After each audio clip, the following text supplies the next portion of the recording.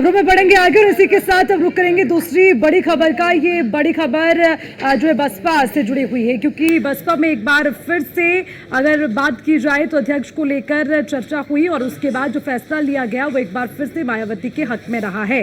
राजधानी लखनऊ में मंगलवार को बसपा राष्ट्रीय कार्यकारिणी की अहम बैठक हुई। इस बैठक में देश और प्रदेश के पदाधिकारी शामिल हुए। इस बैठक में मायावती को एक बार फिर सर्वसम्मति से राष्ट्रीय अध्यक्ष चुन लिया गया। वे अगले 5 सालों तक पार्टी के राष्ट्रीय अध्यक्ष बनी रहेंगी। मायावती 2003 से लगातार पार्टी की अध्यक्ष चुनी जा रही है। मायावती के उत्तराधिकारी आकाश आनंद नेशनल कोऑर्डिनेटर बने रहेंगे और इसी के साथ और भी जिम्मेदारियां उन्हें सौंपी गई है। लेकिन सबसे बड़ी बात यह कि एक बार फिर से मायावती का जो विश्वास बना है अपने तमाम कार्यकर्ताओं में, पार्टी में भी यही वजह रही है कि एक बार फिर से सर्वसम्मति के साथ उन्हें चुन लिया गया। और मायावती साफ शब्दों में कहती हैं कि अभी राजनीति से किसी भी तरह की कोई दूरियां नहीं होंगी, कोई संन्यास नहीं लिया जाएगा। मैं इसी तरह से एक्टिव मोड में काम करती नजर आऊंगी। और इसी के साथ कई बड़े बयान आज इस बड़े फैसले के बाद मायावती ने दिए हैं। फिर चाहे वो विपक्ष से जुड़े हुए हो या फिर वो सवाल गठबंधन को लेकर हो या सरकार को लेकर हो, उसको लेकर भी कई बयानों में मायावती ने साफ किया कि आने वाले समय में बसपा किस तरह से राजनीति के लिए ग्राउंड जीरो पर नजर आएंगी, ये सबसे ज्यादा महत्वपूर्ण होगा। तो राजधानी लखनऊ में बसपा राष्ट्रीय कार्यकारिणी की अहम बैठक हुई और इसी बैठक में देश और प्रदेश के पदाधिकारी शामिल हुए और इसी बैठक में मायावती को एक बार फिर से सर्वसम्मति से राष्ट्रीय अध्यक्ष चुन लिया गया है। तो मायावती बसपा प्रमुख बनी रहेंगी।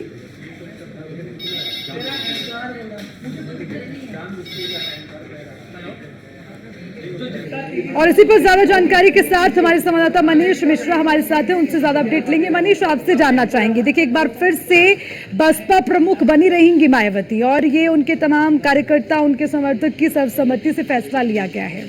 इस बीच मायावती ने और भी कई तरह की बड़ी बातें सामने रखी है, इसको लेकर पूरी जानकारी। देखिए, निश्चित तौर से ये 2003 से लगातार बसपा सुप्रीमो मायावती जो राष्ट्रीय अध्यक्ष का पद है उस पर कायम है और एक बार फिर से उनको निर्विरोध उनको राष्ट्रीय अध्यक्ष चुना गया है। पर सबसे बड़ी चीज़ अगर आप देखेंगे तो इस पूरे जो आज बैठक हुई थी, इस बैठक में जब निर्वाचित की हुई हैं बसपा सुप्रीमो, उसके बाद उन्होंने बात कही है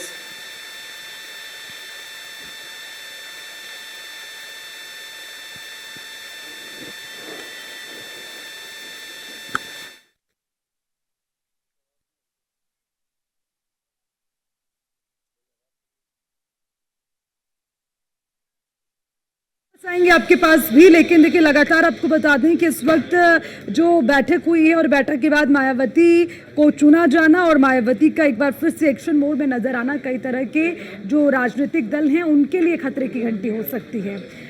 मनीष, दोबारा आपके पास आना चाहूंगी, मेरी आवाज पहुंच पा रही है अब तक? मनीष, समझना चाहेंगे, देखिए मायावती को एक बार फिर से पार्टी की कमान देना और उसी के साथ मायावती का इतने एक्शन में नजर आना, क्या माने उत्तर प्रदेश में कौन से ऐसे दल हैं जिनके लिए खतरे की घंटी हो सकती है और आज का ये फैसला बसपा के लिए कितना फायदेमंद हो सकता है?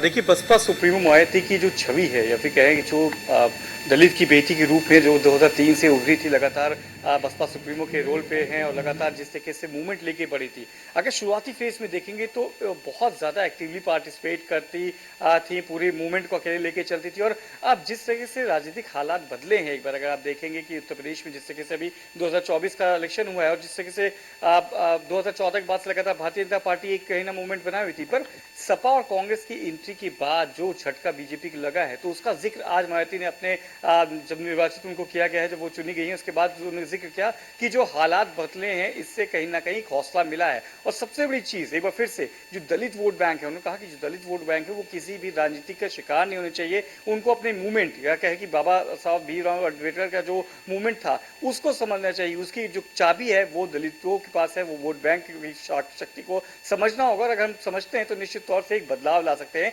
हमें कमजोर नहीं पड़ना है, हम कमजोर नहीं पड़ सकते। कमजोर पड़ेंगे तो निश्चित तौर से मूवमेंट कमजोर होगा। तो अपनी शक्ति को पहचानना होगा और शक्ति को जान सुधारने के लिए इससे अच्छे हालात नहीं हो सकते हैं, जिससे कि 2024 का जो इलेक्शन गया है उसको लेकर उन्होंने बात की। साथ ही साथ उपचुनाव को लेकर पहली घोषणा कर चुकी थी कि उपचुनाव लड़ेंगी मायावती। पहली बार है कि 10 विधानसभा में उपचुनाव लड़ती हुई नजर आएंगी और साथ ही साथ हरियाणा, झारखंड, महाराष्ट्र, जम्मू कश्मीर, इनमें जो चुनाव होने हैं उसमें कहीं ना कहीं आगे लड़ने की उन्होंने कवायद की है कि हम वहां पे भी पूरी तैयारी से वहां पे चुनाव लड़ते नजर आएंगे। तो एक बार फिर से जब वो निर्वाचित की गई हैं उसके बाद मायावती ने अगर देखेंगे तो कहीं ना कहीं एक पुरानी मायावती का आपको जरूर देखने को मिलेगा, जिस तरीके से जो बातें उन्होंने रखी हैं कितना इफेक्ट पड़ेगा, क्या उस मूवमेंट को जो कहीं ना कहीं बसपा के अगर आप पर्सपेक्टिव से देखेंगे तो उनके जो कोर वोटर थे वो कहीं जाते नहीं थे, वो वोट बैंक जरूर उनके साथ रहता था, पर जो मूवमेंट था वो बहुत स्लो हो गया था।